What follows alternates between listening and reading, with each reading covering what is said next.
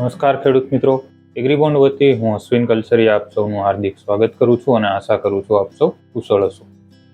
હવે ખાસ આજનો વિડીયો એ તમામ ખેડૂત મિત્રો માટે કે જેમણે ચણાનું વાવેતર કર્યું છે, ખાસ કરીને જેના ચણા મહિના દિવસ ઉપરના થઈ ગયા છે.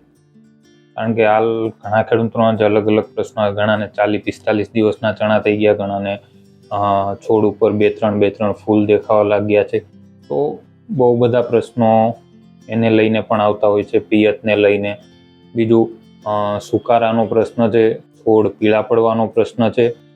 અઢળક કારણો હોય છે બધી નાની બાબતો પાછળ.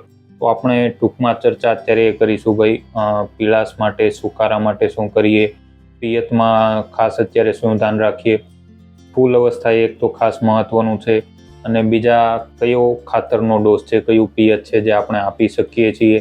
તો એની આપણે ટૂંકમાં ચર્ચા કરીએ કે ભાઈ 30-45-50 દિવસના પાકમાં આપણે શું માવજત કરવી જોઈએ.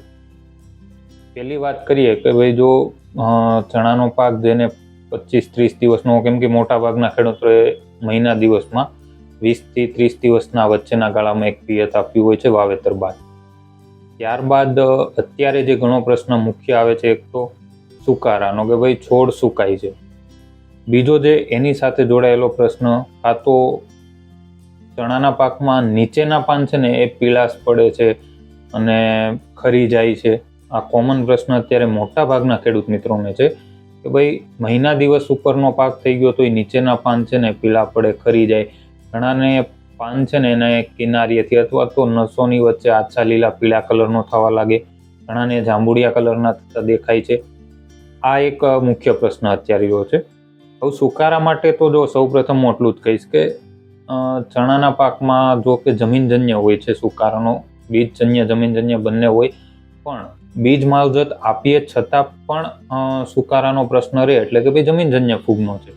હવે એવી કોઈ દવા નથી કે જે જમીનની અંદરથી ફૂગને સંપૂર્ણપણે નાશ કરી શકે. એટલે જે આપણે મનમાં ભ્રમ લઈને બેઠા છીએ કે આ દવા નાખીએ તો આમ થઈ જશે, તેમ થઈ જશે, અથવા તો કોઈ દાવો કરે 100% ફૂગ, કારણ કે શક્ય નથી. જમીનજન્ય છે, જેમ આપણે કહીએ ને કે ભાઈ વારસાગત અમુક વસ્તુ ચાલી આવતી હોય, આપણે પેઢી દર પેઢી ચાલે એવી રીતના ભાઈ જમીનમાં જમીનજન્ય ફૂગ છે એ કન્ટિન્યુ દરેક સિઝનમાં તમારે ચાલતી રહેવાની. મગફળીનું વાવેતર કર્યું, એ પડુમાં ચણા હશે તો પ્રશ્ન થોડોક વધારે રહેશે, પણ 100% કે ભાઈ જમીનજન્ય ફૂગ છે તો ભાઈ એ વારસાગત રીતે કોઈ પણ પાકનું વાવેતર કર્યું હશે એની અસર દેખાવાની છે.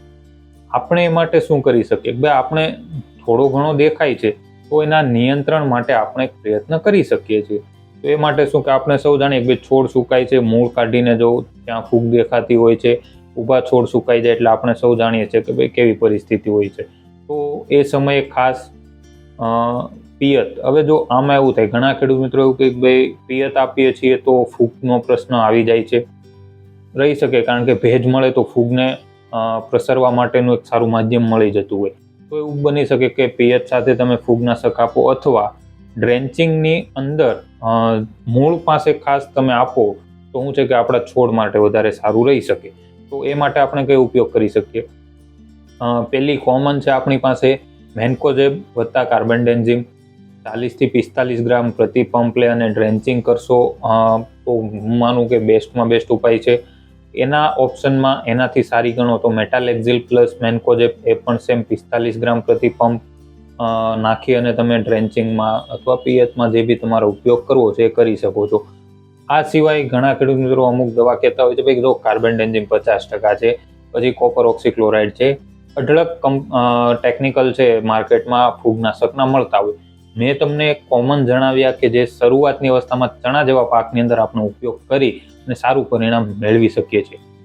જે ખેડૂત મિત્રોએ 15-20 દિવસના પાકમાં ટ્રાઇકોડર્મા સ્યુડોમોનાસ જમીનમાં આપી દીધું છે પિયત સાથે અથવા તો માટી સાથે મિક્સ કરીને, બેસ્ટમાં બેસ્ટ ઉપાય છે. જે ખેડૂત મિત્રોએ આપી દીધું છે એમના માટે સારું છે. અત્યારે પણ આપી શકો, પણ હાલ આપણે રાસાયણિક દવાનો ખાતરનો ઉપયોગ વધારશું તો આ ખેડૂત મિત્રોનો ઉપયોગ વધારે કરે છે, એટલે એટલી અસર એની સાથે મિક્સ કરીને આપવાનું પણ નથી, એટલે ઓછી રહી શકે. એટલે સુકારા માટે કા છે. બીજું, પાક પીળો પડે છે, નીચેના પાન પીળા પડે છે, ડાઘ મેં કીધું એમ જાંબલી અથવા તો આછા પીળા, આછા લીલા જેવા ડાઘ દેખાઈ જાય છે. તો આ તો પેલું છે ભાઈ પોષક તત્વોની ઉણપ. પોષક તત્વોની ઉણપના કારણે ચણાના પાકમાં આ પ્રશ્ન વધે છે. વારંવાર બદલાતું વાતાવરણ પણ આ માટે જવાબદાર છે. તો હવે આવી અવસ્થાએ આપણે શું કરવું? મહિના દિવસ 30 દિવસ ઉપરના પાકમાં આ લક્ષણો દેખાય છે તો હું માનું ત્યાં સુધી મિક્સ માઇક્રોન્યુટ્રિયન્ટ અને ઝીંક સલ્ફેટ. ઝીંકના કારણે ઝીંક ઉપર આપણે અલગ વિડીયો પણ બનાવ્યો, ઝીંક અને ફોસ્ફરસ મિક્સ ન થાય એ વિડીયો પણ ઘણા આપણે એ મુદ્દા ઉઠાવ્યા છે. પણ અત્યારે જો આ પ્રશ્ન દેખાય છે હું 2 ઓપ્શન આપું છું. 2 માંથી તમને જે અનુકૂળ લાગે ને તમે ઉપયોગ કરજો. પહેલો ઓપ્શન એ છે કે ઝીંક સલ્ફેટ 33%, 45 ગ્રામ પ્રતિ પંપ, એની સાથે મિક્સ માઇક્રોન્યુટ્રિયન્ટ ગ્રેડ 4, એની અંદર સૂક્ષ્મ પોષક તત્વો આવે છે એ 20 ગ્રામ પ્રતિ પંપ. એ બંને મિક્સ કરી અને તમે છંટકાવ કરી શકો છો. 30 થી 45 દિવસનો પાક છે. 45 દિવસ ઉપરનો થોડો ઘણો થયો હશે તો ચાલશે. ઓકે. હવે બીજો, ઘણા ખેડૂત મિત્રો એવું થઈ શકે, જો નીચેના પાન પીળા પડે છે, નવા નીકળતા પાન નાના રહી જતા હોય છે, નીચેના પાન ખાલી પીળાશ પડીને કરે તો નાઇટ્રોજનની ઉણપ પણ આપણે ગણી શકીએ. એના પણ કોઈના કોઈ કારણો જવાબદાર છે. પણ હા, ચણાના પાકમાં યુરિયા કે વધારે પડતું નાઇટ્રોજન નથી આપવાનું. એટલા માટે તમે શું કરી શકો? 1261 30 થી 40 45 દિવસનો જેને પાક છે એના માટે હું કહું છું કે જેને પાન પીળાશ પણ પડે છે અને ફૂલડા આવવાનું દેખાય પણ છે તો 1261 જે વોટર સોલ્યુબલ ખાતર છે 100 ગ્રામ પ્રતિ પંપ, એની સાથે ચિલેટેડ ઝીંક 12% જે EDT આવે છે 20 ગ્રામ પ્રતિ પંપ નાખી અને તમે છંટકાવ કરી શકો છો. એ એક સારું રિઝલ્ટ આપણને આપી શકે છે. વૃદ્ધિ વિકાસની દ્રષ્ટિએ ફૂલ આવે છે એ માટે પણ બહુ અગત્યનું છે આ વસ્તુ. ઘણા ખેડૂત મિત્રોને એમ થાય કે ઝીંક જો 1261 વોટર સોલ્યુબલ સાથે ઝીંક સલ્ફેટ 21 કે 33% મિક્સ નહીં થાય એટલે એ મુદ્દો કોઈએ ચર્ચા ના કરવો કે ભાઈ થશે નહીં થાય. વાત પૂરી. 1261 ની સાથે ચિલેટેડ ઝીંક, એની સાથે જો કોઈને મિક્સ માઇક્રોન્યુટ્રિયન્ટ ગ્રેડ 4 આપવું છે 15 થી 20 ગ્રામ એક પંપે તો એ તમે એડ કરીને આપી શકો છો. ખાસ વૃદ્ધિ વિકાસની દ્રષ્ટિએ તમે આ ઉપયોગ કરી શકો છો. સુકારા માટે થઈ ગયું. પિયતની વાત કરું, ચણામાં મુખ્યત્વે 4 પિયતમાં આપણે ચણા પકવતા હોઈએ છીએ મોટાભાગે વાવેતર સમયે.